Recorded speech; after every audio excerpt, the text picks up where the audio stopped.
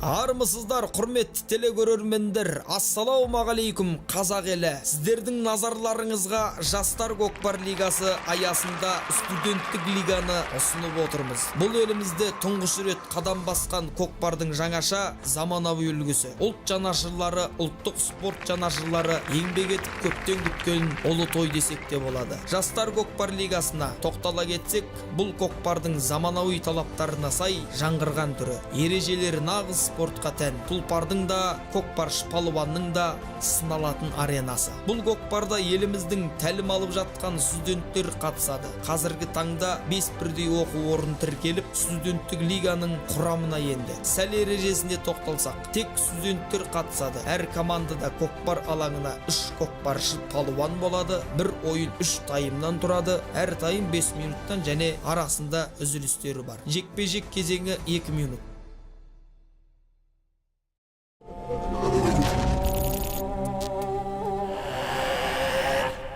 Көкпарымыздың ашылу салтанаты Қазақ спорт және туризм академиясының бірінші проректоры Есқалиев Мұхтар Зейнулла ұлын ортаға шақырамыз. Бүгінгі көкпардың ашылу салтанаты. Қошемет, құрметтеріңіз.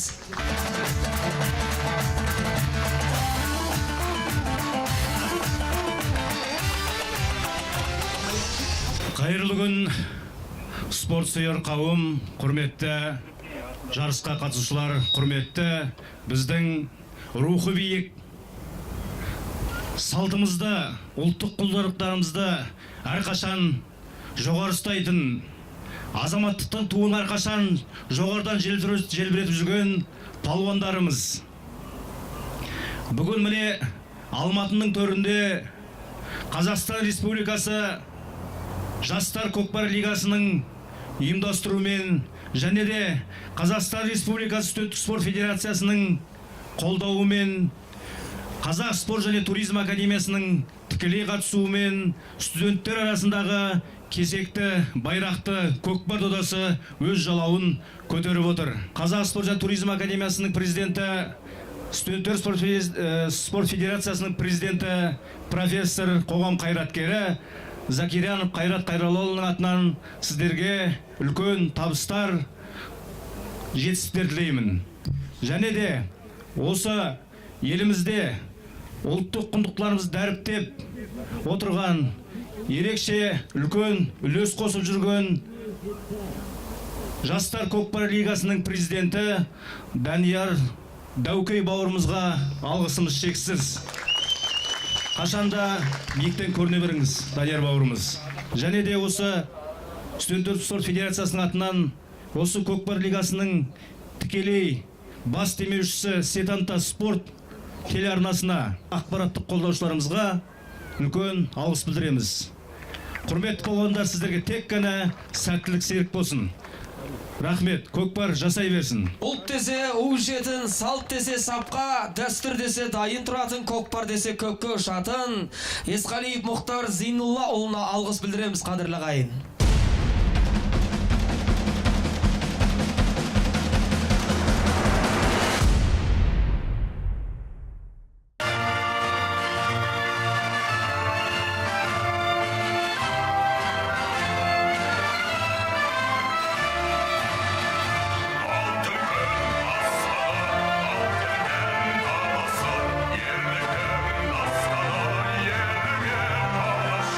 Ежелден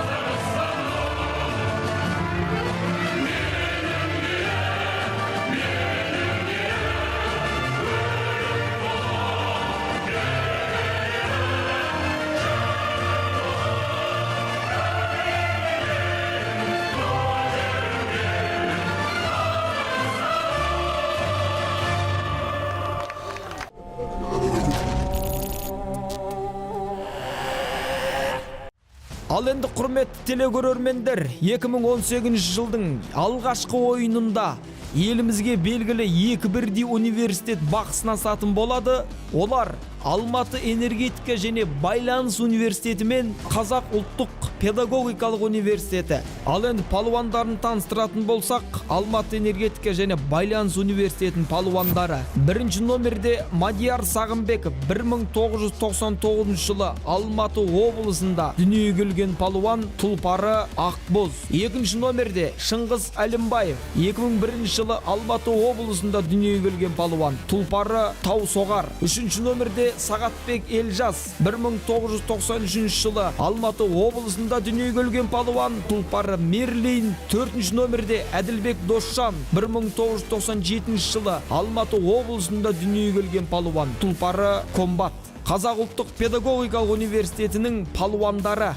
Бірінші номерде Ержігіт Жақсыбай, астындағы тұлпары Алатау Қасқа. Екінші номерде Еламан Мәди 1995 жылы Алматы қаласында дүниеге келген, астындағы тұлпары Үзік Қасқа. Үшінші номерде Абылай Қадырбай 1995 жылы Алматы қаласында дүниеге келген палуан, астындағы тұлпары Құлақ Асқа. Төртінші номерде Саян Жұматай 1995 жылы Алматы қаласында дүниеге келген, астындағы тұлпары Квадро. 2 бірдей университет бақ сынасатын болады. Олар Алматы энергетика және байланыс университеті мен Қазақ ұлттық педагогикалық университеті.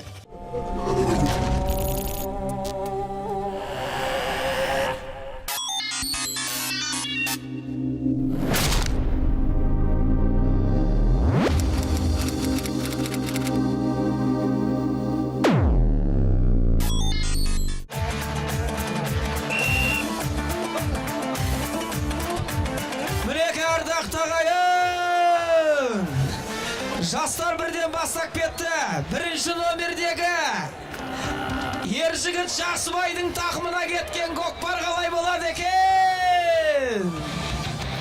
Міне төрешінің сықырығы алаңның сыртына шығып кетсе білесіздер, шеңберден жекпе-жек өтетін болады. Кіші шеңберден арнайы міне ортаға жекпе-жекке 4-ші номердегі Саян Жұматай мен 1-ші номерде Мадияр Сағымбековтың жекпе-жегінде Мадияр Сағымбеков жеңіске жетті ағайын. Астындағы Ақбоз атты тұлпардың көмегімен, жанындағы серіктестердің себебімен ары қарай қазбалайтын болсақ, тереңінен әлі де Мадияр тақымында жоқ. Қазандықтың ішіне түспеді ағайын. Сыртындағы жағдай, сыртындағы оқиға қалай өрбей түседі екенін байқайық. 99% қазандықтың түбінде рух бар жігіттің түгінде. Арыстанның суреті бұл палуанның түрінде, қазақи сіңген тегінде. Жастар көкпар лигасы Қазақстан елінде, қадірлі ағайын. Әлі де болса, қазандықтың түбіндегі жағдай, 4-ші номердегі Саян Жұматайдың астындағы Құлақ Асқа атын қамшыға басып жатқанын көрдіңіздер. 1-ші номердегі мінекей Мадияр Сағымбеков. Қадірлі ағайын, Мадияр Сағымбеков.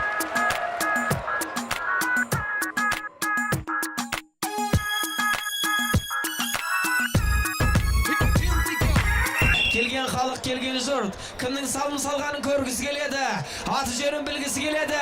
3-ші номердегі Сағаттың тілінде келіп тоқтағанын көрдіңіздер да. Міне тақымға қарай ыңғайлады. Оған кедергі келтірген Саян Жұматайдың көрдіңіздер. Тақымға ыңғайын келтірмей Саян Жұматай. Жоқ, 3-ші номердегі Абылай Қадырбай, Алматы атындағы Қазақ ұлттық педагогикалық университетінің студенті, белді палуаны Абылай Қадырбайдың тақымындағы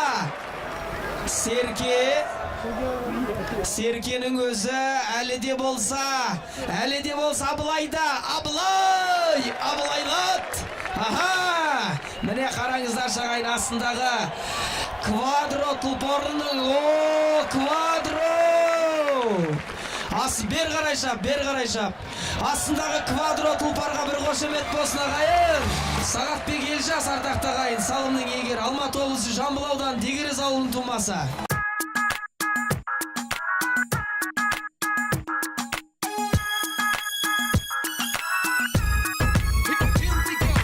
Қадырлағайын есеп 2-0. Әлде болса Алматы энергетика және байланыс университетінің еншісінде қызыл жидеде Алматы энергетика және байланыс университеті. Тағы да жаттап алайық. Көк жидеде Абай атындағы Қазақ ұлттық педагогикалық университетінің палуаны. Ауыз сол тұрып айтарлықтай палуандардың бірі. Ауыт ардақтағайын. Қазір ортада серкені кіші шеңберден бастайтын боламыз. Қос университеттің студенттері. Ортадағы нағыз жекпе-жек 3-ші номердегі Абылай Қадырбай мен 1-ші номердегі Мадияр Сағынбековтың жекпе-жегінде кім жеңіске жетеді екен? Міне Мадияр Сағынбеков жантая келіп тақымына басты. Астындағы Ақбоз аттың көмегімен мінеки ардақтағай Мадияр Сағынбеков атын сабап қазандыққа қарай асығып бара жатқан жайты. Бірақ оған кедергі келтірген 2-ші номердегі Абай атындағы Қазақ ұлттық педагогикалық университетінің палуаны Еламан Мәдидің қорғаушы қызметін жекпе-жекте қайтадан міне Мадияр еңкейді. Қоса еңкейген Еламанды көрдіңіздер, міне екеуі бірге шалқая тартыс деп айтады ағай бұндайды. Шаба тартыс. Қайтадан ортада кіші шеңберге қарай назар аударамыз қадірлі ағайын.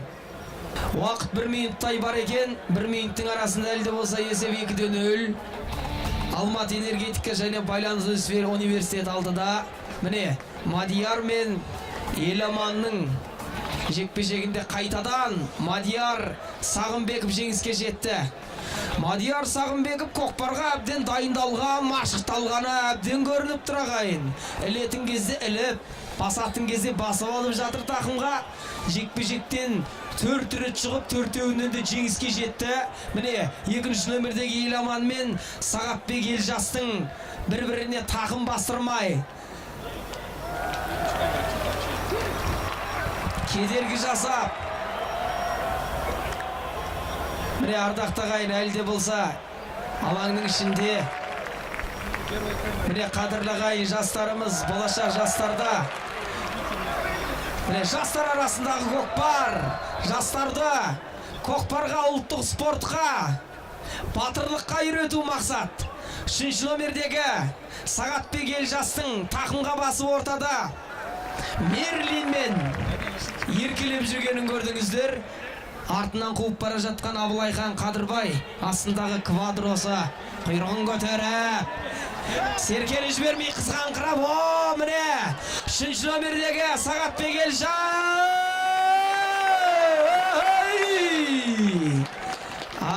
Міне есеп 3-0. Сағатбек Елжас 1993 жылы Алматы облысы Жамбыл ауданы Дегерез ауылының тумасы. Астындағы тұлпары Мерлин. Төреші уақыт.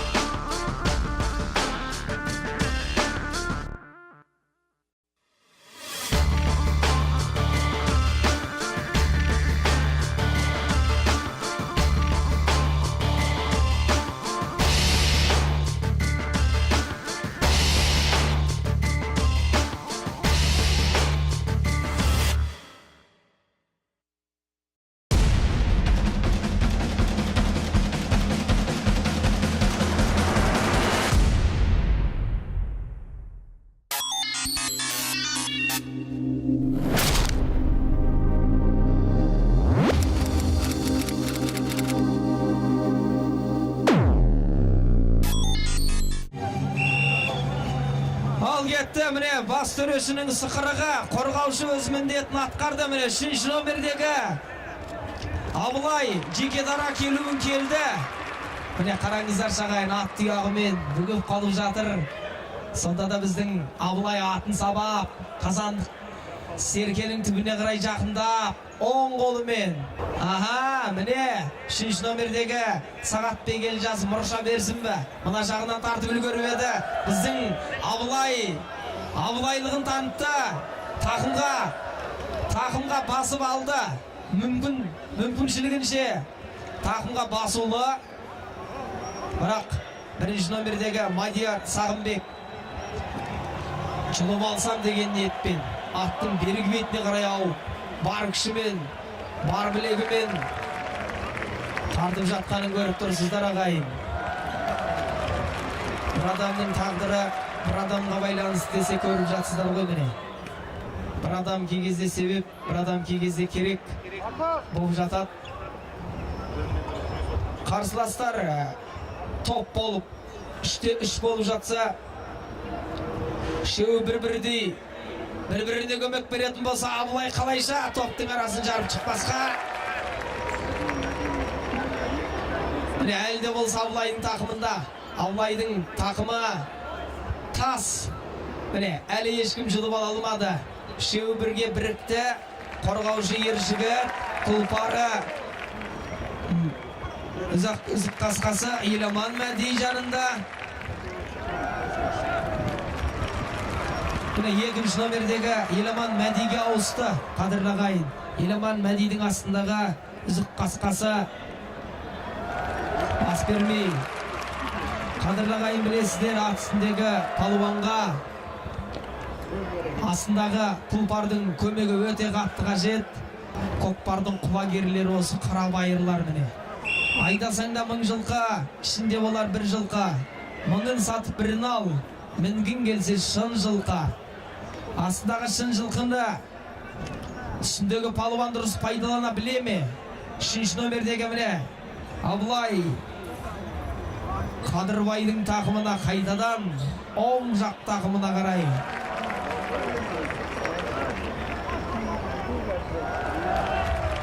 Мадияр Сағымбек астындағы ақ бозымен Абылайды орнынан қозғайтын түрі жоқ. Абылайға серіктестерінің жанындағы команданың көмегі керек сияқты.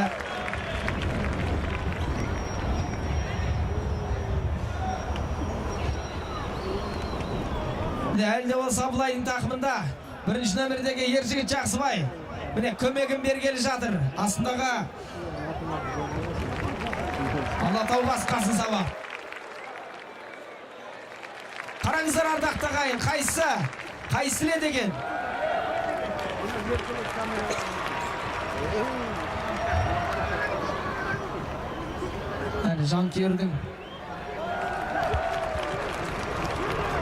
Жанкүйердің дауысы менің даусымнан да қатты естіліп жатыр. Әне?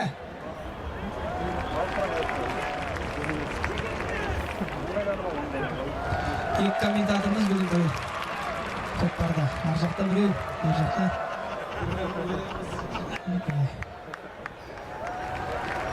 Дұрыс, кей кезде жан дүниеден шыққан жанкүйерлердің дауысы естіліп жатады. Қадірлі ағайын, бізде бір қиқолақ қояйық, қадірлі ағайын. Қош келдіңіздер тағы да міне. Алаңның сыртында.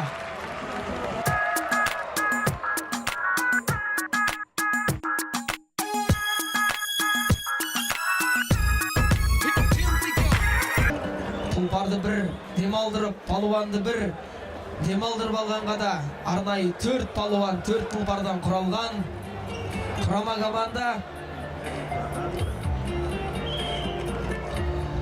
Ай, бір жекпе-жек тамашалайықшы.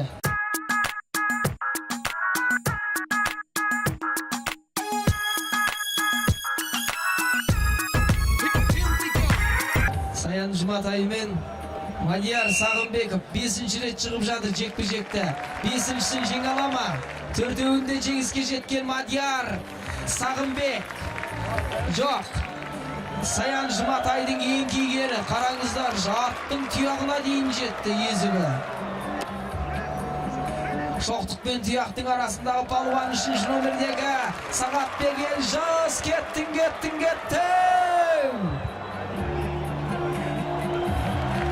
Сәркенің Шеңберге түскен. Міне бірінші номерде қайтадан Мадияр Сағынбектің. Жоқ. Ержігіт Жақсыбай.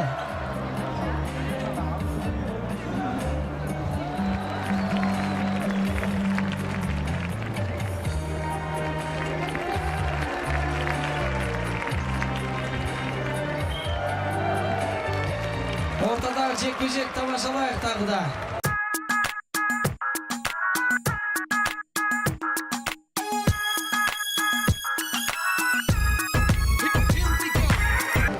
Сағатбек Елжас пен Абылай Қадырбайдың жекпе-жегі. Абылай Қадырбайдың астындағы тұлпары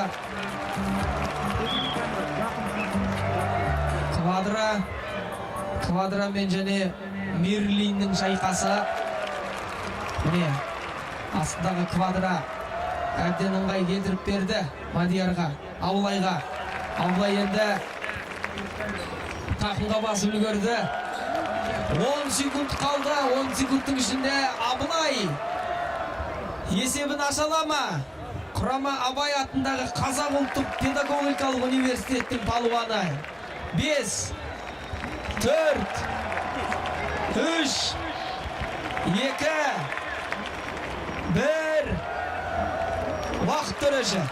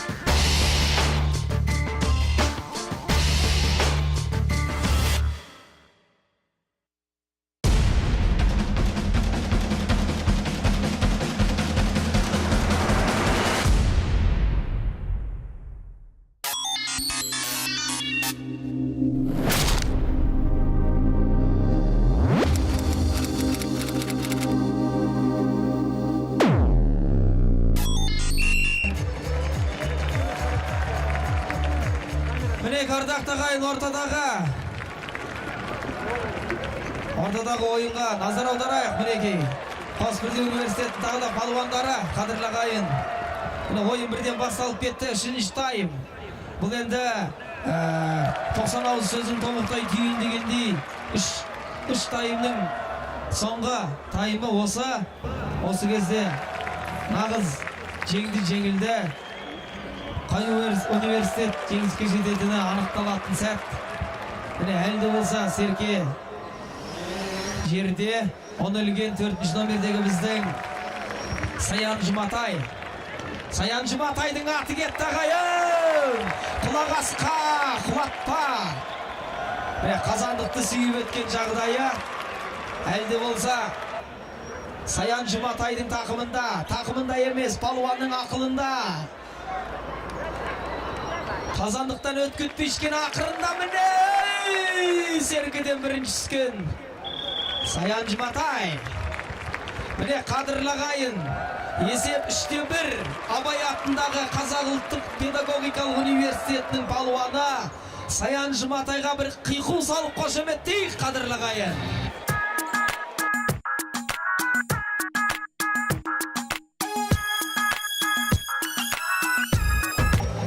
Біздің Абай атында Қазақ ұлттық педагогикалық университеті енді міне қазақша айтқанда түріле бастады. Міне дауысы шыға бастап, рухпен жүрегінің түгі бар, білегінің күші бар палуандар. Мадияр Сағынбековтің тақымына кетті. Ай, Мадияр Сағынбеков бүгінгі көкпардың өзінің командасынан суырылып шыққан. Аты бір емес 10 рет айтылғандай.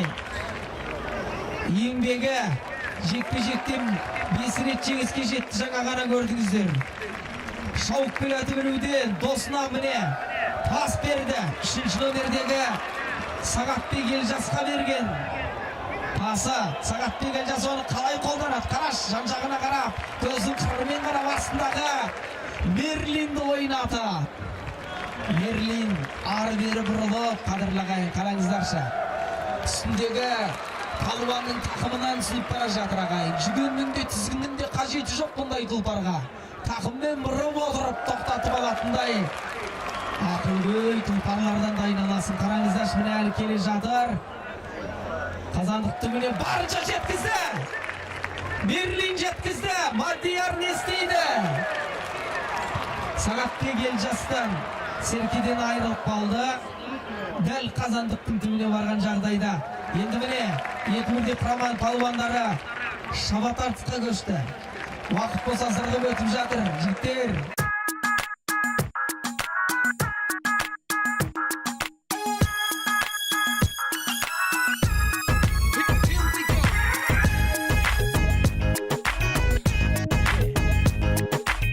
Есеп еселене түсу әбден мүмкін. Астындағы тұлпарға тізгінге ие болу, аттың үстінде отырып үзеңгімен бір аяқты көтермелеу, қамшыны қолына емес тісіне тістеп алып, екі қолдың көмегімен қара шардақтағы ағайын, бұл көкпарды көріп тұрудың өзі күш, ал тартудың өзі күштен асқан күш деген екен. Қараңыздар ардақты ағайын, бірінші номердегі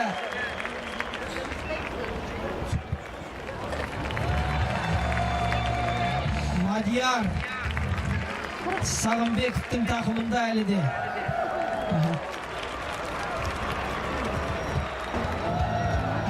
Міне жігіттер 30 секунд қалды, 30 секунд. Жекпе-жекке жегі міне. Абай атындағы Қазақ ұлттық педагогикалық университеті сіздерге уақыт жұмыс істеп жатыр. 30 секундтың ішінде үлгере аласың ба? Екінші номердегі Еламан Мәди. Кір, саба, еңки, ел, үй. Міне бірінші номердегі Мадияр Сағынбеков. Айтқызбай елетін өзінің жекпе-жектің енді хас шебері. Мадияр Сағынбек астындағы Ақбоз, арнайы жекпе-жекте туылған Қарабайыр. Бас төреші осымен уақыт. Есеп 3-1, қадірлі ағайын.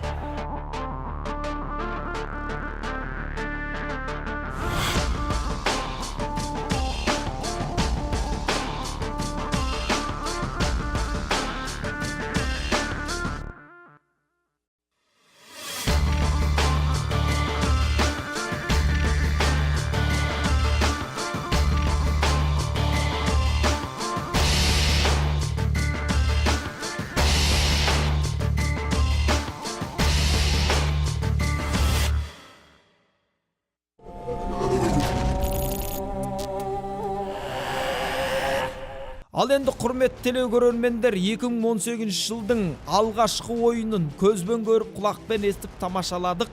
Бүгінгі ойын палуандардың жігері барлығымыздың көңілімізден шықты деп ойлайым. Дегенмен спорт болғаннан кейін жеңіліс пен жеңіс қатар жүретін айдан анық.